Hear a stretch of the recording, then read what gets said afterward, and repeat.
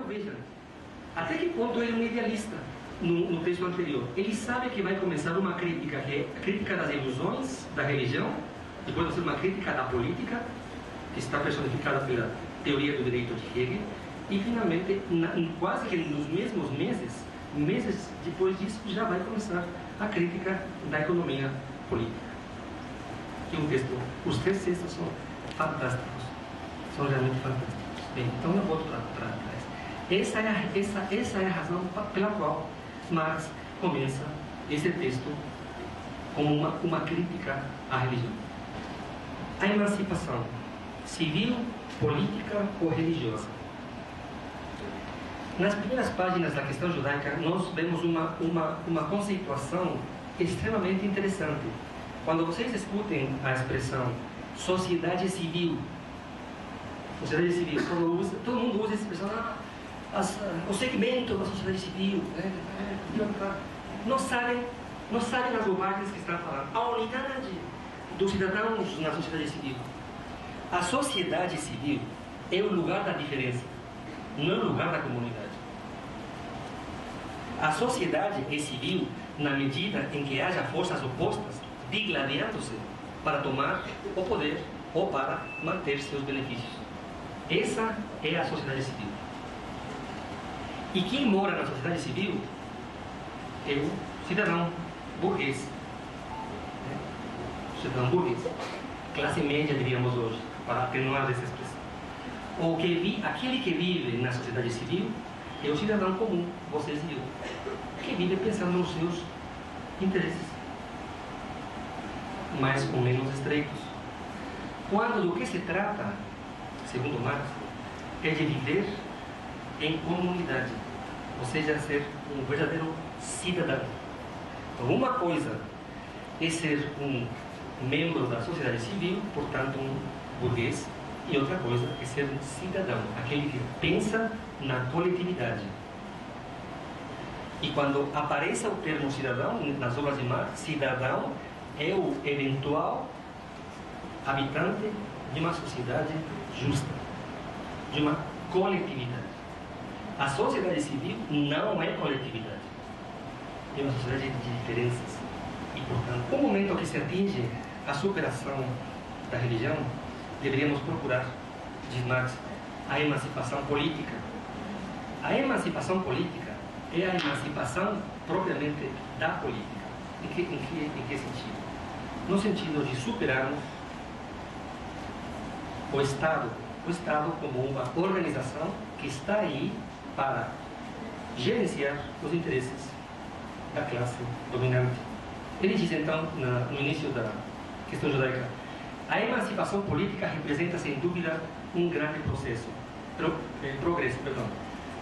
Não constitui, porém, a forma final da emancipação humana. Naquela época ele já estava ciente de que tinha, pelo menos ele, uma ideia de uma sociedade futura, não capitalista. Mas é a forma final da emancipação política, da emancipação humana dentro da ordem mundana até agora existente. Claramente aqui já está pressupondo a possibilidade da existência de um futuro social melhor.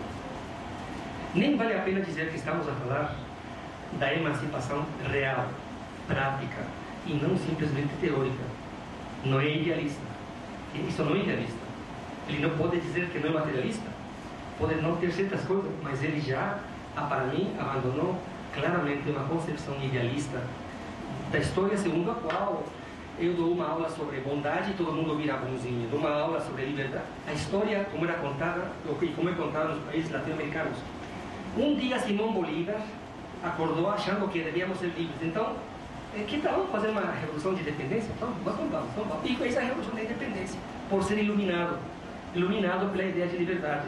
Então, se juntou a outros iluminados, e com outros iluminados, libertou Colômbia, Panamá, Equador, Bolívia, 5 países. Né? Então cadê o apoio para a revolução? Né? Quem tinha interesses, isso não se nos diz. Porque simplesmente é suficiente dizer que os iluminados com ideias boas e brilhantes, então fazem as revoluções. Essa é uma forma idealista de contar a história pela qual eu passei. Ele sabe que não é assim, que são as condições históricas que condicionam o passo a uma nova forma social. Bem, como o homem, isto é belíssimo, como o homem emancipa-se politicamente da religião. Quero que vejam aqui um tratamento dialético da oposição política à religião. Quando há um tratamento dialético, a oposição entre tese e antítese não é uma oposição destrutiva, é uma oposição não só que incorpora o oposto, mas que pode até realizá-lo. Então veja, a Alemanha é um país cristão, a França é um país cristão. Para ser cidadão ou com direito, você tem que ser cristão. Ele diz, naquela época, o país que realiza finalmente a religião são os Estados livres da América do Norte. Porque esses estados não se assumem como estados católicos ou cristãos, se assumem como estados políticos e mandam a religião para a consciência das pessoas. Mandam a religião para a vida privada, que é na vida privada onde o indivíduo privado se realiza como pessoa religiosa, evidentemente. Porque a relação religiosa é uma relação de ligação entre o indivíduo e Deus. Não é uma ligação entre uma assembleia e Deus. É a minha relação com Deus. Não está na polis, está no coração. Está na mente. O que significa, portanto, que a religião se realiza, segundo Marx, nos estados da América do Norte. E ele não diz isso de cabeça. Ele diz isso amparado em estudos de um grande filósofo francês que foi para os Estados Unidos para estudá-los, foi Tocqueville. E aqui na Católica temos uma professora que tem um grupo de estudos e ela trabalha com que é a professora Helena Tuesdays. Então, aqui Marx cita o Tocqueville e cita essa situação. Só nos Estados livres da América do Norte, ainda não eram unidos, mas eram estados, e eram livres. Só nos Estados livres da América do Norte, estamos em 1843, os Estados Unidos da América do Norte fizeram sua revolução de independência em 1777. Só nos Estados livres da América do Norte é que a questão judaica perde o significado teológico e se torna verdadeiramente secular. Só onde o Estado político existe na sua forma plenamente desenvolvida é que a relação do judeu, do homem religioso em geral, ao Estado político pode surgir na sua especificidade, na sua pureza. A crítica de tal relação deixa de ser teológica logo que o Estado cessa de manter uma atitude teológica perante a religião. Quer dizer, quando se comporta como Estado, ou seja, politicamente. A crítica torna-se então crítica do Estado político, uma vez que se fez a crítica da religião. Neste ponto, quando a questão deixa de ser teológica, a crítica de Bauer, ou crítica, também deixa de ser crítica. Porque vai fazer uma analogia que é fantástica com a propriedade privada.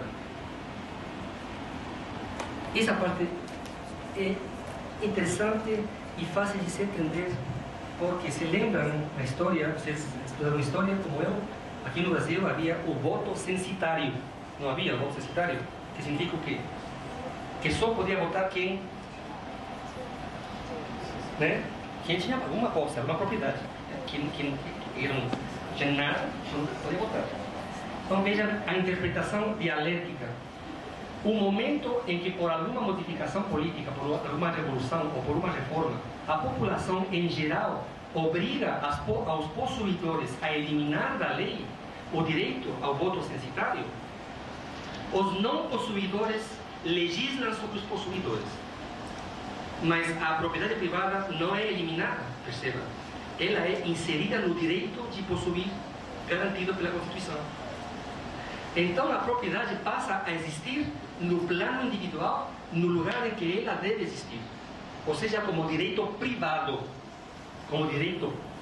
de pessoas privadas que têm a possibilidade de exercer suas iniciativas, aplicando suas riquezas naquilo que eles podem querer.